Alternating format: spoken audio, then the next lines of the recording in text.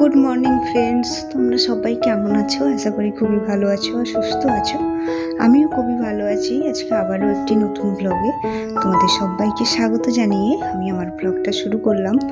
আর এখন বাজে ওই সকাল 6টা মতো।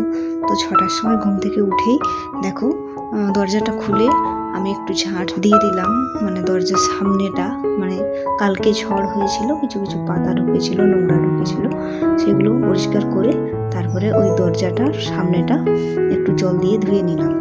তারপরে এই যে সকালবেলায় চলে এলাম জল ভরতে, একটু বাসি কাজগুলো করব। আর সকালবেলায় দেখবে এই গরমে বিশেষ করে জল ঘাঁটতে খুবই ভালো লাগে। কার কার ভালো লাগে অবশ্যই কমেন্টে জানিও। তারপরে ব্রাশ করে ফ্রেশ হয়ে নিলাম, ফ্রেশ হয়ে চলে এলাম, যত বাসন ছিল সবকে ধুয়ে পরিষ্কার করে নেব।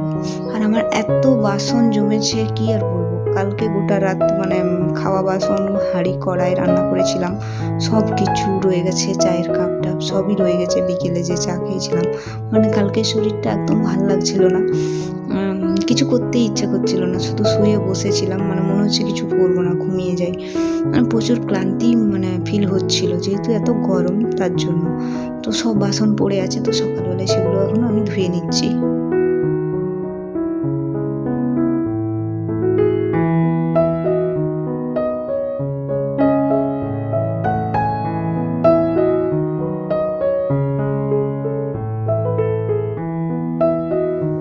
সকালে ঘুম থেকে উঠেই না আমার মানে আজকে অনেক তাড়াতাড়ি ঘুমটা ভেঙে গেছে।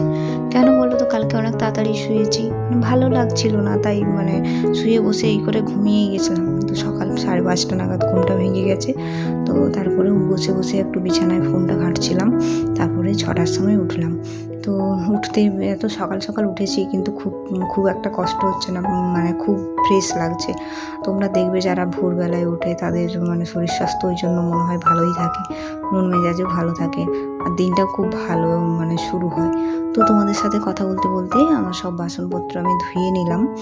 আর এই যে যত এঁঠো বাসন সব ধুলাম, যত খাবার ছিল এঁঠো খাবার, সেগুলোকে পুকুরে ফেলে দিতে যাবে আমার হাজব্যান্ড, যায়, আমি ফেলি না, কারণ আমাকে আর এখান সেখান হতে ইচ্ছে করে না। সকাল থেকে প্রচুর কাজ, আর তার আবার স্কুল থাকে, মানে সকালবেলায় রান্নাটাও করে নিতে হয়। তো এই ফাঁকে দেখো সব কিছু করে নিলাম। তারপরে যে গ্যাসটাও মোছা হয়নি, কালকে বললাম না কিছু করতে ইচ্ছে করছিল না, তো গ্যাসটাও পড়ে আছে, সেগুলো খুব ভালো করে এখন সেটা আমি মুছে নিলাম।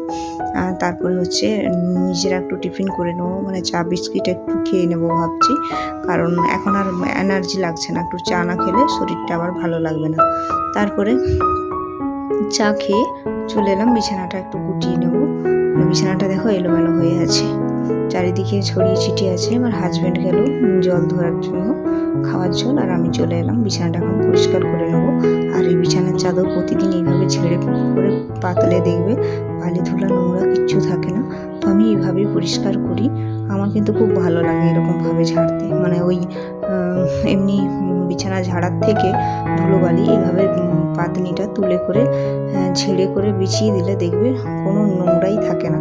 তো হ্যাঁ, একটু বিছানা পাতনিটা আবার একটু সমস্যা, কিন্তু কিছু করার নেই, আমার ভালো লাগে তাই আমি করি।